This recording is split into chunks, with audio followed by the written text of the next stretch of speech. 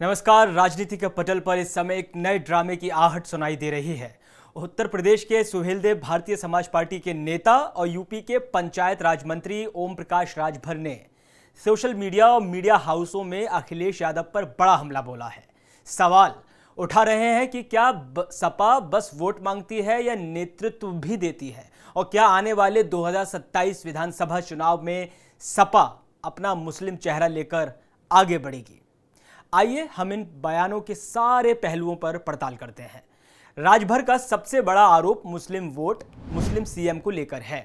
मेरठ में मीडिया से बातचीत करते हुए राजभर ने खुलकर कहा कि अखिलेश यादव मुसलमानों से वोट तो लेते हैं, लेकिन कभी उन्हें मुख्यमंत्री नहीं बनाते।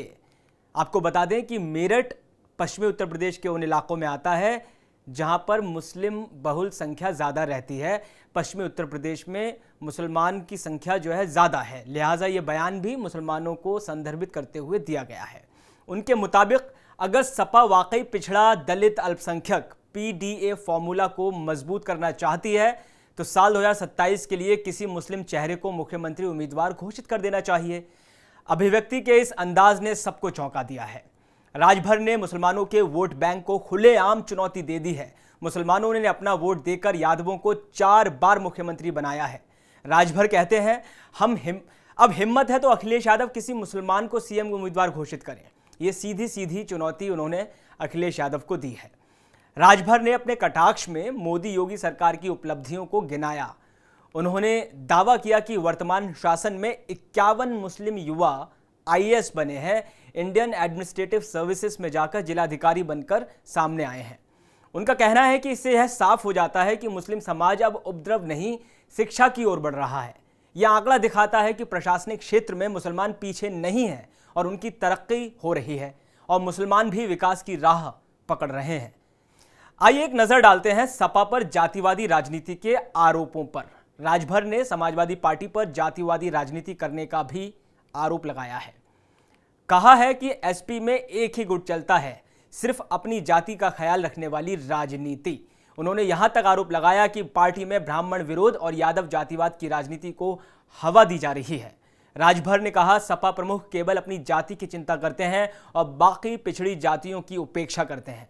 इटावा और आजमगढ़ की घटनाओं का हवाला देते हुए उन्होंने कहा कि एसपी में इटावा में ब्राह्मण और यादवों के बीच नफरत फैलाई और कई जगह राजपूत बनाम दलित संघर्ष की राजनीति देखने को मिली।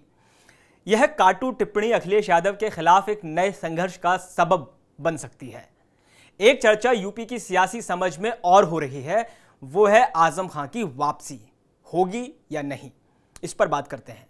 मौजूदा सियासी सरगर्मी में आजम खान का नाम बड़ी जोरों से चर्चा में लिया जा रहा है। राजभर ने दावा किया है कि सपा के ही लोगों ने आजम खान को फंसाया और उन्होंने यह भी कह दिया कि पूर्व मुख्यमंत्री अखिलेश यादव जेल में रमाकांत यादव से मिलने के लिए तो जाएंगे, लेकिन आजम खान से मिलने जाना चाहे तो नहीं जा सकते। राजभर की भविष्यवाणी है कि साल 2027 के चुनाव में आजम खान की बेहद बड़ी भूमिका होगी और अक्टूबर-नवंबर में सियासत का बड़ा खेल खेला जाएगा, जिसमें उनकी साइकिल पंचर हो सकती है। इस बयान से ऐसा लग रहा है कि मानो राजभर कह रहे हों कि सपा में अंदरूनी कलह भड़क रही है, जहां आजम और अखिलेश के बीच टकराव की भी लड़ाई छिड़ सकती है। पंचायत राज मंत्री होने के नाते राजभर ने अगली पंचायत चुनाव की तैयारी पर भी टिप्पणी की है। उन्होंने कहा कि साल 2026 में पंचायत चुनाव समय पर होंगे और वोटर लिस्ट का पुनरीक्षण जारी होगा।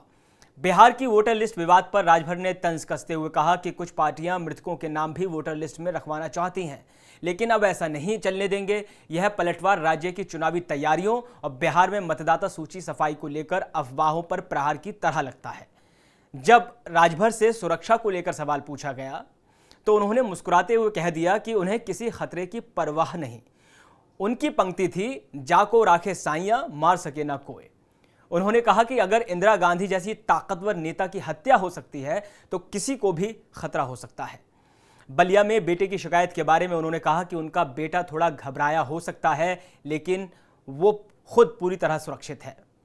अखिलेश यादव और सपा के लिए ओपी राजभर के ये बयानों की गूंज आने वाले हफ्तों में तेज होगी। राजभर ने न केवल सवाल उठाए हैं बल्कि चटकीले तंज भी कस दिए हैं, जो चुनावी राजनीति में हलचल बढ़ा सकते हैं। अब देखना होगा सपा अपना रुख कैसे रखती है। क्या ये पीडीए में मुस्लिम चेहरे को महत्व देंगे या राजभर की शिकायतों को हवा में उड़ा देंगे। इस बयानबाजी का असर साल 2027 के आसन्न चुनाव में साफ झलकेगा। फिलहाल इस वीडियो में इतना ही। देश और दुनिया की बाकी तमाम खबरों के लिए आप देखते रहे आय ऑन भारत। नमस्कार।